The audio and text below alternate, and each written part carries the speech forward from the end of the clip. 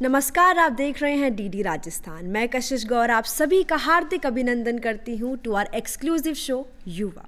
Today in our podcast, we are joined by Anuranjan Sharma, a film and theatre director, educator and writer from Jaipur. He started his journey at the age of 7, a theatre journey at the age of 7, and since has been deeply involved in children's theatre, education, arts education, and has been acted in over 40 productions with the plays that he have directed are 10. So we welcome Anuranjan Sharma. Thank you. आपका बहुत बहुत स्वागत है Anuranjan. Thank you. कैसे हैं आप? मैं अच्छा हूँ, आप कैसे हैं? जी मैं भी।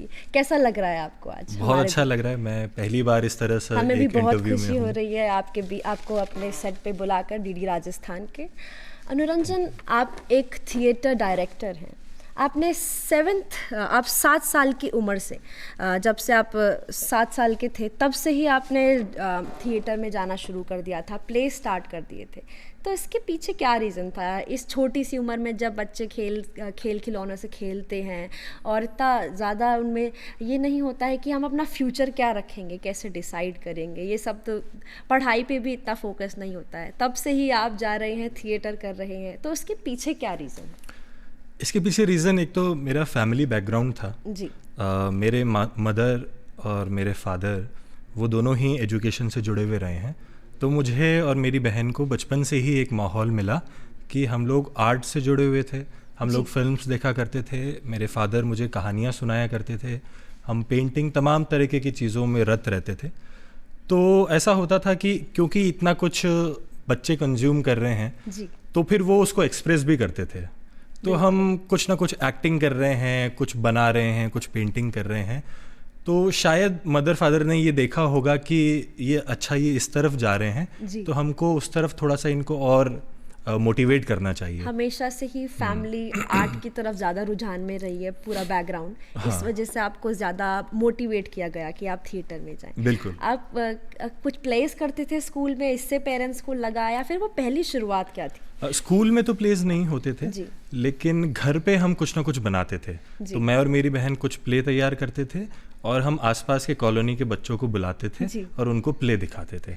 जी अनुरंजन, जैसे हम कहते हैं कि जो भी हम काम करते हैं छोटी सी उम्र से ही वो चीज़ हमारे पर्सनालिटी को इम्पैक्ट करती है, हमारे अंदर एक नया करैक्टर, एक नई पर्सनालिटी इवॉल्व करती है। तो थिएटर ने आपकी पर्सनालिटी को और आपके माइंड को कैसे शेप किया? मुझे लगता है कि क्योंकि बचपन से ही थिएटर करना शुरू कर दिया था और लगातार जब 10-15 साल उसको किया जी, तो मुझे अपने अंदर बहुत ऐसा लगता है कि थिएटर में आने पर मुझे डाइवर्सिटी एक तो बहुत मिली, क्योंकि ये ग्रुप आर्ट है। जी। ग्रुप आर्ट है तो मतलब हर तरह के बच्चे उसमें हैं। बिल्कुल। तो जब इतने सारे अलग अलग तरह के लोगों के साथ आप काम करते हैं तो आपको अलग अलग पर्सपेक्टिव्स मिलते हैं। जब अलग अलग पर्सपेक्टिव मिलते हैं तो आपको लगता है कि ओके, ऐसे भी लोग होते हैं, ऐसे भी होते हैं, लोग ऐसा भी सोचते हैं, अच्छा मैं तो ऐसा सोचता हूँ। और थिएटर में क्योंकि एक मैजिक ये है कि हम कुछ भी वहाँ बन सकते हैं, वो एक ऐसा स्पेस है, हम कुछ भी हो सकते हैं। तो आपको उससे ये भी समझ में आता है कि मैं सिर्फ एक ही व्यक्तित्व नहीं हूँ, मैं कई व्यक्तित्व हूँ और हम धीरे धीरे बदल रहे हैं। तो ये जो बदलना है, तो इस बदलने ने मुझे ये बहुत महसूस कराया कि ओके, मैं सिर्फ एक ही चीज़ नहीं हूँ, मैं बदलता जा रहा हूँ, कुछ भी परमानेंट नहीं है। जी। तो मुझे लाइफ ही थिएटर की तरह लगने लगी। मैं अपनी लाइफ में कुछ भी कर रहा हूँ, मुझको लग रहा है कि मैं एक थिएटर के स्टेज पर हूँ और एक सीन चल रहा है, एक प्ले चल रहा है। अभी भी शायद एक थिएटर चल रहा है, हम कोई कैरेक्टर निभा रहे हैं और एक सीन चल रहा है। तो इसलिए बहुत डिटैचमेंट आ जाता है खुद से, कि खुद को देखना। एक डाइवर्सिफाइड पर बन जाती है आपकी पूरी लाइफ, कि आपको अलग अलग चीज़ें इन्फ्लुएंस करती हैं, उस हिसाब से आप अपने आप को इवॉल्व करते जाते हैं लाइफ। हाँ, और वो अनुभव जो आपको होते जाते हैं तो उससे हम बहुत कुछ सीखते हैं। बिल्कुल अनुरंजन, आपने 40+ प्लेस किए हैं, एक्टिंग करी है, उसके अलावा 10 आपने खुद डायरेक्ट करे हैं, 10 प्लेस। तो सबसे मेजर वो चेंज क्या होता है, डिफरेंस क्या होता है कि आप एक एक्ट कर रहे हैं, देन यूर डायरेक्टिंग, आप उसको डायरेक्ट कर रहे हैं बाद में, तो उसमें डिफरेंस क्या है और आपका क्या अनुभव है इसके अंदर कि कैसे आपको अपने आप को एक जो आपकी रिस्पॉन्सिबिलिटी होती है उसको स्विच करना पड़ता है? हाँ, तो मुझको लगता है कि एक्टिंग और डायरेक्शन में एक स्केल का फ़र्क आ जाता है। जी। एक्टर को ये तो करना ही होता है कि एक कहानी है, एक रोल निभाना है, उसको एक फ्लो में चलाना है। पर डायरेक्टर का रोल ये आ जाता है कि उसको सिर्फ एक्टर्स के साथ ही काम नहीं करना है, उसको सीनोग्राफी पे भी काम करना है, उसको बैक स्टेज पर भी काम करना है, उसको कॉस्ट्यूम, म्यूज़िक, तमाम तरीके की चीज़ों पर काम करना है। दूसरी चीज़ ये होती है कि एक्टर जो है वो सिर्फ एक मूवमेंट में रहता है जी। उसको यही करना है कि वो कितना मूवमेंट में रहेगा वो उतना अच्छा प्ले करेगा। पर डायरेक्टर के साथ में ये है कि वो तीनों काल, पास्ट भी है, प्रेजेंट भी है और फ्यूचर भी है, उन तीनों, वो पूरी टाइमलाइन को वो एक साथ लेकर चलता है, क्योंकि एक्टर को नहीं पता कि कहाँ जाने वाली हैं चीज़ें या कहाँ से आई हैं, पर डायरेक्टर को वो सब कुछ सोचना पड़ता है और अध्ययन ज़्यादा करना पड़ता है, पढ़ना लिखना ज़्यादा पड़ता है। और मुझे लगता है कि क्योंकि मैं साहित्य से भी थोड़ा सा जुड़ा रहा, फोटोग्राफी से जुड़ा रहा, तो मुझे विजुअल सेंस भी एक आया, तो इसलिए मुझे लगा कि मुझे एक्टिंग छोड़ के डायरेक्शन की तरफ ज़्यादा जाना चाहिए। और मुझे अच्छा लगता है कि बैठकर एक्टर्स को देखना वो क्या कर रहे हैं, उन्हें ध्यान से सुनना, उन्हें समझना। ऐसा लगता है कि आप एक पेंटिंग बना रहे हैं, एक म्यूज़िक के नोट्स को बना रहे हैं। बिल्कुल। लेकिन इसमें फ़र्क ये आ जाता है कि वो एक ह्यूमन बीइंग है, वो खुद भी सोच रहे हैं, तो उनका सोचना और आपका सोचना एक साथ चलता है। और उस हिसाब से उसको प्ले को मेंड करना कि हमारी ऑडियंस पे उसका क्या इम्पैक्ट पड़ेगा, उस चीज़ को नज़र रखते हुए कि इसका फ्यूचर क्या हो सकता है, किस हिसाब से आपको उनसे एक्ट करवाना है, कैसे इमोशंस उसमें डलवाने हैं। तो it's the whole purpose of directing. बिल्कुल। और ऑडियंस तो सबसे ज़्यादा मेन है ही, हम उन्हीं के लिए कुछ कर रहे हैं। और थिएटर में तो मैजिक ही ये है कि ऑडियंस और जो आर्टिस्ट हैं वो मिलकर उस कला को बनाते हैं। एब्सोल्युटली। अनुरंजन, चिल्ड्रन थिएटर जैसा अभी आपने बताया, तो उसमें आपका ज़्यादा रुझान है, तो अडल्ट थिएटर और बात करें चिल्ड्रन थिएटर, तो इसके अंदर क्या डिफरेंस रहता है और आपको क्या छोटी छोटी बारीकियों पे काम करना होता होगा, तो वो क्या है? मेनली तो एडल्ट थिएटर और चिल्ड्रन थिएटर में कोई खास फ़र्क नहीं है जी। फ़र्क सिर्फ इतना ही आ जाता है कि आप जिसका जितना अनुभव संसार है जी, जितना एक्सपोजर है दुनिया को लेके, एक्सपीरियंसेस को लेके, आप उसी हिसाब से उनके साथ में किसी सब्जेक्ट का चुनाव करेंगे, किसी विषय का चुनाव करेंगे और उस पर कुछ बनाएंगे। तो ये तो बड़ों के संसार में भी होता है कि किसी का अगर एक्सपोजर मान लीजिए कि पॉलिटिकली ज़्यादा है, तो आई थिंक उसके साथ में उस मुद्दे पर काम होगा जी। जिसका नहीं है तो उसके साथ में वैसा नहीं होगा। बिल्कुल। पर एक धारणा एक ये बनी हुई है खासकर इंडिया में कि बच्चों के साथ में अगर कुछ बनाना है तो कुछ बहुत हल्के फुल्के छोटे मोटे मुद्दे होने चाहिए, और एडल्ट्स के साथ में बनाना है तो कुछ गंभीर होना चाहिए जी। पर मुझको लगता है कि ऐसा नहीं है। बहुत छोटे बच्चे बहुत गंभीर चर्चाएं करते हैं, मैं तो उनके साथ में बहुत गंभीर चर्चाएं करता हूँ, और वो एडल्ट से ज़्यादा न्यूट्रल होकर, ट्रांसपेरेंट होकर चीज़ों को सुलझाते हैं जी। तो और एक अच्छी कलाकृति जो है वो बच्चों के लिए भी होती है और बड़ों के लिए भी होती है। फॉर एग्जाम्पल विशाल भारद्वाज जो फिल्म डायरेक्टर हैं जी, उनकी मकड़ी फिल्म है, ब्लू अम्ब्रेला फिल्म है जी, जो कि बच्चे भी बहुत एंजॉय करते हैं और एडल्ट्स भी बहुत एंजॉय करते हैं। तो कुछ प्लेस और जो सीन होते हैं वो आप ऐसे डालते होंगे जो एक छाप छोड़ जाते हैं, चाहे वो किसी वैल्यू के तौर पे हो या कोई मॉरल समझाने के लिए, तो इस पर्पस से जो चिल्ड्रन थिएटर का है वो एकदम इम्पैक्टफुल रहता है। हाँ, वो बहुत इम्पैक्टफुल रहता है।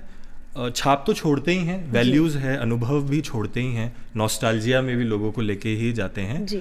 एक दूसरी चीज़ मुझको ये लगता है कि बच्चे ज़्यादा अच्छे एक्टर्स होते हैं क्योंकि वो प्लेन होते हैं ना, कोरा कागज़ है, you can mould them according to you, बल्कि वो खुद ही उसको कर लेते हैं। yes. वो इतना साफ मन से उसको जब प्ले करते हैं जी, तो वो बहुत ट्रुथ के साथ में प्ले करते हैं।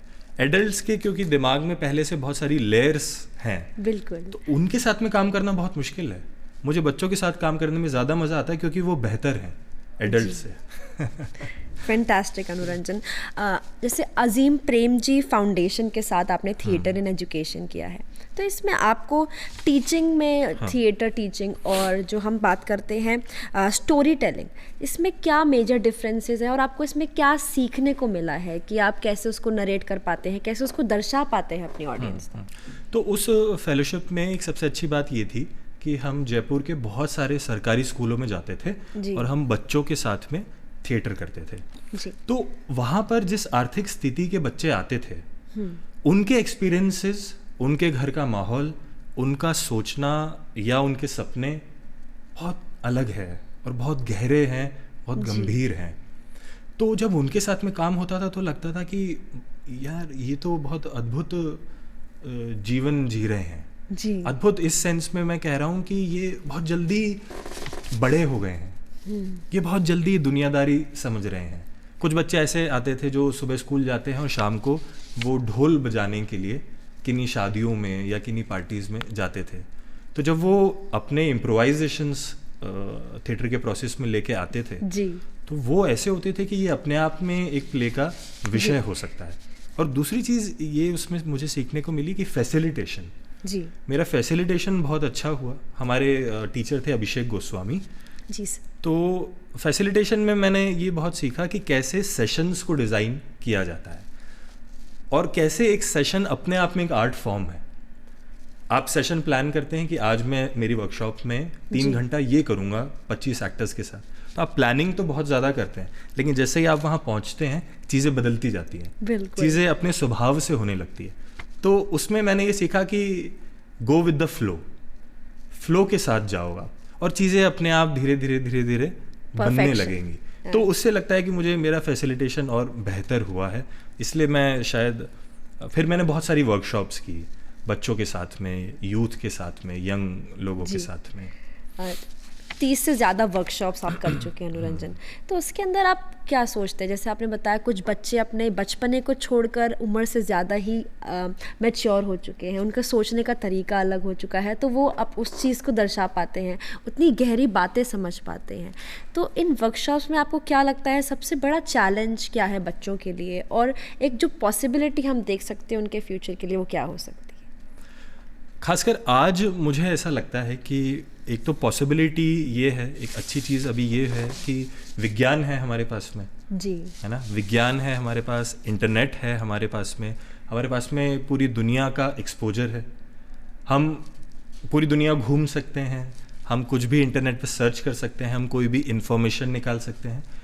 बहुत सारी टूल्स हैं हमारे पास जिनसे हम क्रिएटिव काम कर सकते हैं। बिल्कुल, है ना। तो ये एक बहुत अच्छी बात है। अगर कोई इनको ध्यान में रखते हुए केयरफुली इनका यूज़ करेगा तो वो आज बहुत क्रिएटिव काम कर सकता है, आर्ट में कई आयाम को वो पा सकता है।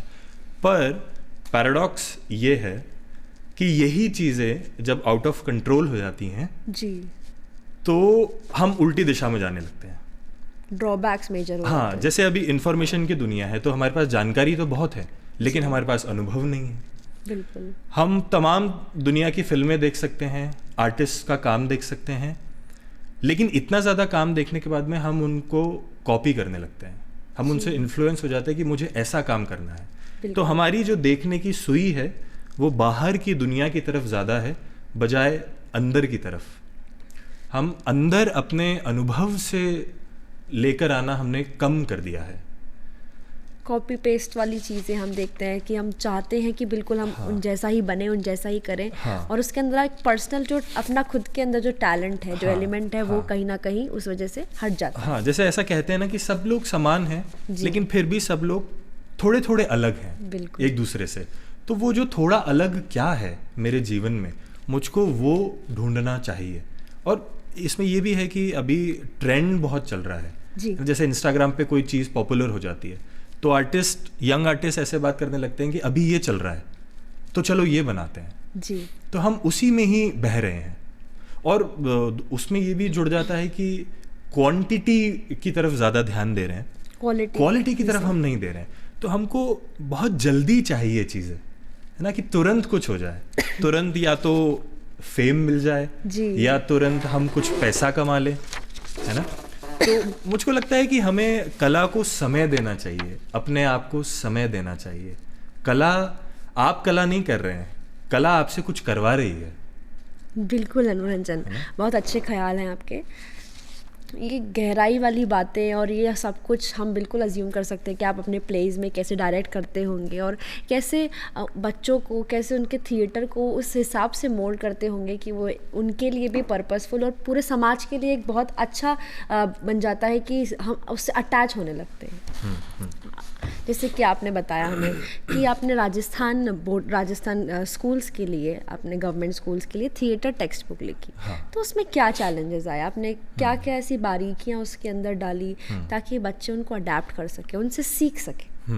तो जब ये थॉट मेरे पास में आया, ये मुझे प्रपोज किया गया ये काम, तब मैं सच में बहुत चिंतन में चला गया था कि ये कैसे हो पाएगा, क्योंकि हमने तो बहुत एक्सपीरियंस से कई वर्कशॉप्स लेके या अपने गुरुओं से फैसिलिटेशन सीखा है, थिएटर सीखा है। अभी एक ऐसी किताब बनानी है जिसको पढ़ के कहीं भी कोई भी थिएटर शुरू कर दे जी। तो सबसे पहले तो चैलेंज ये था कि इसका फॉर्म क्या हो, ये किस तरह से लिखी जाएगी, क्या इसमें खूब सारे बस विचार होंगे, पैराग्राफ्स होंगे, या इसमें सिर्फ एक्टिविटीज़ होंगी। तो मुझे लगा कि मुझे इन दोनों को मिलाकर कि इस दिन हम इस मुद्दे पे काम करेंगे और फिर एक पैराग्राफ की इस मुद्दे पे ये समझ जी, क्योंकि टीचर की भी एक समझ बननी चाहिए, तो फिर वो बच्चों के साथ में काम करेगा। बिल्कुल। और उसके बाद में कुछ ऐसी एक्सरसाइजेज 2 घंटे के स्लॉट की या 3 घंटे की जिसको पढ़कर वो बहुत इजीली बच्चों को करवा पाए और फिर फीडबैक भी उनसे ले पाए। तो इस तरह से एक स्ट्रक्चर उसका रखा गया। उसमें आपने प्लेस भी रखे होंगे कुछ? उसमें मैंने कुछ प्लेस भी रखे बच्चों के जी। और बहुत सारी एक्सरसाइजेज और कहानियाँ रखी और थिएटर के जितने भी एलिमेंट्स हैं, कॉस्ट्यूम है, लाइट है, सेट डिज़ाइन है, डायरेक्शन है, एक्टिंग है, राइटिंग है, ये सारी चीज़ों को उसमें रखा गया। बहुत सक्सेस की बात है कि आपकी बुक को यूज़ किया जा रहा है राजस्थान गवर्नमेंट के द्वारा। साथ ही साथ कश्मीर गवर्नमेंट में भी जब आपको पता चला कि कश्मीर के स्कूल्स में भी टीचर्स आपकी टेक्स्ट बुक को यूज़ कर रहे हैं, तो वो कैसा पल था, आपको क्या महसूस हुआ? बहुत खुशी हो रही थी और बहुत मैं भावुक भी हुआ था उस वक्त कि कश्मीर ऐसी जगह है जहाँ बहुत ज़्यादा थिएटर नहीं होता है। हालांकि हमारे गुरु हैं अब्दुल लतीफ़ खटाना सर, जो कि NSDTI के डायरेक्टर भी रहे 40 साल, वो वहाँ काम कर रहे हैं, पर फिर भी बहुत ज़्यादा थिएटर नहीं हो रहा है। तो एक तो ये अच्छा लगा कि अच्छा अब उन सभी बच्चों के साथ में रंगमंच हो पाएगा। दूसरी चीज़ ये थी कि मैं ये सोच रहा था कि उन बच्चों के क्या क्या अनुभव होंगे कश्मीर में, जो बच्चे रहते हैं जहाँ पे एक बहुत ही अलग माहौल है। बिल्कुल। वहाँ पर जब वो बच्चे अपने जीवन से कुछ लेकर आएंगे कि मुझे लगता है कि इस पे थिएटर बनाना चाहिए, मुझे लगता है कि ऐसे कैरेक्टर्स होने चाहिए और वो ऐसी बात बोलेंगे जी। या मुझे लगता है कि इस नाटक का कॉन्फ्लिक्ट ये होगा, ये द्वंद्व आ जाएगा और फिर क्या होगा। तो मैं ये सब इमेजिन कर रहा था। तो मैं अभी तो वहाँ गया नहीं कश्मीर, पर मैं जाना चाहता हूँ और देखना चाहता हूँ कि वो किताब किस तरह से उसको यूज़ अभी लिया जा रहा है और उससे आउटपुट क्या आ रहा है। हालांकि कुछ टीचर्स ने फीडबैक ज़रूर दिए और वो बहुत अच्छे फीडबैक रहे, तो मुझे बहुत खुशी हुई इसकी। बहुत बहुत बधाई आपको अनुरंजन। Thank you. आपने लप्पू झन्ना जैसी टिपिकल एक जो नॉवल है उसको स्टेज पे प्रेजेंट करने का जो ये जिम्मा उठाया है, रिस्पॉन्सिबिलिटी ली है, बहुत चैलेंजिंग है। 9 महीने का प्रोसेस हो चुका है, तो बहुत सारे चैलेंजेस आए होंगे। और उसके अलावा एक बड़ी इंस्पिरेशन क्या रही कि आपने ये नॉवल चूज़ की, तो प्लीज़ बताइए। ये बहुत अच्छा आपने सवाल किया है जी। पहले मैं थोड़ा सा लप्पू झन्ना के बारे में बता देता हूँ कि लप्पू झन्ना अशोक पांडे जी द्वारा लिखा गया नॉवल है। अशोक पांडे राइटर हैं, फिक्शन लिखते हैं और ट्रांसलेटर भी हैं। उन्होंने 50 से ज़्यादा किताबों का इंग्लिश से हिंदी और स्पेनिश से भी ट्रांसलेशन किया है और वो वियन्ना और कभी हल्द्वानी में रहते हैं। तो उनकी ये किताब 2023 में हिंदू युग से प्रकाशित हुई थी। जब मैंने ये किताब पढ़ी तो मुझे ऐसा लगा कि एक तो इसमें बच्चे कैरेक्टर्स हैं, है ना जी, और ये समय जो है ये 1975 से पहले का समय है। रामनगर, जो कि जिम कॉर्बेट, उत्तराखंड में जिम कॉर्बेट है, वहाँ पे एक छोटा सा कस्बा है रामनगर, वहाँ पे ये सब बच्चे रहते हैं और इन बच्चों का कैसा जीवन चल रहा है। इन बच्चों का स्कूल, सरकारी स्कूल, और उसके जो टीचर्स हैं वहाँ पे इन बच्चों की जो पिटाइयाँ होती हैं या पढ़ाई भी होती है, वो सारे अनुभव। फिर इनका मोहल्ला कैसा है, उसमें लोग कैसे हैं, उसमें एक मोहल्ला हिंदू मोहल्ला है, एक मुस्लिम मोहल्ला है, जी। उसको ये पाकिस्तान मोहल्ला कहते हैं, इसको ये हिंदुस्तान मोहल्ला कहते हैं। जी। तो बच्चों के अंदर बच्चों का संसार क्या चल रहा है। और ये नॉवल ऐसा है कि जैसे एक छोटा बच्चा बड़े लोगों की भीड़ में नीचे से दुनिया को देख रहा है, तो बच्चे का पूरा नज़रिया है उसके अंदर। तो ये मुझे बहुत अच्छा लगा और मुझे लगा कि इसमें घटनाएं बहुत हैं, विजुअल बहुत है, ड्रामा बहुत है, जी। तो इस पर एक नाटक बनना चाहिए। नाटक बनने का प्रोसेस 9 महीना इसलिए रहा क्योंकि एक तो ये बहुत बड़ा नॉवल है, इसमें बहुत सारी घटनाएं हैं, किस्से हैं, 100 से ज़्यादा पात्र हैं इसके अंदर जी। और बहुत सारे इमोशंस हैं। अब इन सबको 1.5 घंटे में बांधना, क्योंकि 1.5 घंटे का नाटक होता है, इससे ज़्यादा तो आप नहीं जा सकते, तो 1.5 घंटे में बांधना इतना मुश्किल रहा कि हम चीज़ें बार बार रीराइट करते। हमने करीब इसके 50 से ज़्यादा ड्राफ्ट्स बनाए, लोगों को सुनाया, उनके फीडबैक लिए, तब जाके हम थोड़ा सा इसको बांध पाए। अब प्रेशर ये भी था कि लप्पू झन्ना आज के समय में हिंदी साहित्य में सबसे पॉपुलर नॉवल है। सबसे ज़्यादा अभी लप्पू झन्ना के लोग हिंदुस्तान में फ़ैन हैं जी। बहुत लोग इसको पढ़ चुके हैं, बहुत लोग इसके पाठ आज भी करते रहते हैं। तो ये अपने आप में बड़ी रिस्पॉन्सिबिलिटी थी, उसको क्रिएटिवली कैसे प्रेजेंट किया ताकि उसका जो एसेंस है वो भी कहीं इधर उधर ना हो। और अशोक पांडे जी अपने आप में इतने बड़े राइटर हैं और हम लोग तो कुछ भी उनके सामने नहीं है, तो उनको हम लोगों ने जब ये बताया और अपना पूरा विजन सुनाया जी। तो उन्होंने हमसे ये कहा कि आपसे पहले बहुत सारे फिल्म मेकर्स और थिएटर डायरेक्टर्स मुझे अप्रोच कर चुके हैं इसके लिए जी। पर मुझे नहीं लगा कि कोई इसको पकड़ पाया था, पर आपका ये सुन के आपका जो विजन है मुझे लग रहा है कि आपने इसको पकड़ लिया, तो मैं पहली बार आपको ये परमिशन दे रहा हूँ। तो बहुत खुशी भी हुई और डर भी लगा कि एक हाथी अब घर में आ गया है और उसको एक सुई की नोक से गुजारना है। तो मैंने और मेरा दोस्त गौरव और विजय, हम 3 लोगों ने मिलकर इसको लिखा नाटक को। काफ़ी चैलेंजिंग है, अभी भी प्रोसेस जारी है। हाँ, प्रोसेस जारी है। हम लोग रामनगर भी गए जी। हम लोग 7 दिन वहाँ पे रिसर्च भी करके आए हैं कि कैसी भाषा है, कैसे लोग हैं, कैसा लोकेशन है, फुल अडेप्ट करके वो पर्सनल टच डालने के लिए प्ले में, तो इट्स वेरी नेसेसरी। बिल्कुल बिल्कुल। अनुरंजन, जैसे आपने बताया कि एक्सपेरिमेंटल सिनेमा, पहले तो डिफरेंस हम नॉर्मल सिनेमा की बात करते हैं, कमर्शियल सिनेमा, एक्सपेरिमेंटल सिनेमा में आपका ज़्यादा झुकाव है, तो ऐसा क्यों है और इसके पीछे क्या, ये इसमें अलग डिफरेंसेस क्या होते हैं स्पेशली, क्योंकि ज़्यादातर लोग इसको जानते नहीं हैं कि ये क्या पोर्शन है, इसमें क्या क्या क्या किया जाता है, तो प्लीज़ बताइए। हाँ, एक तो वो फिल्म होती है जिसमें एक लीनियर कहानी चल रही है ना जी। वो कहानी पूरी लीनियर है और उसमें घटनाएं एक क्रम में घटती जा रही है, स्टार्ट है, मिडिल है, एंड है जी। और डायलॉग्स होते हैं, एक जिस तरह से हम फिल्म्स देखते हैं। एक्सपेरिमेंटल में थोड़ा सा ये हो जाता है कि एक तो उसमें पोइटिक टच आ जाता है, ऐसा लगता है कि फिल्म नहीं पोइट्री है जी। अब वो पोइट्री भी इसलिए कहा जाता है कि वो आपको एक काव्यात्मक अनुभव देती है जी। वो क्योंकि वो अनुभव दे रही है, कविता सुन के जो अनुभव होता है वही फिल्म देख के अनुभव हो रहा है, बिल्कुल है ना। और उसमें ज़रूरी नहीं है कि चीज़ें लीनियर फॉर्म में ही चलेगी, उसमें बहुत कोलाज जैसी भी हो सकती है, उस फिल्म में कोई दूसरे फॉर्म्स भी शामिल हो सकते हैं जी। हो सकता है कि पेंटिंग आ जाएगी, हो सकता है कि फोटो बीच में चीज़ें स्टिल हो जाएं, तमाम तरीके के आप उसमें एक्सपेरिमेंट्स कर सकते हैं जी।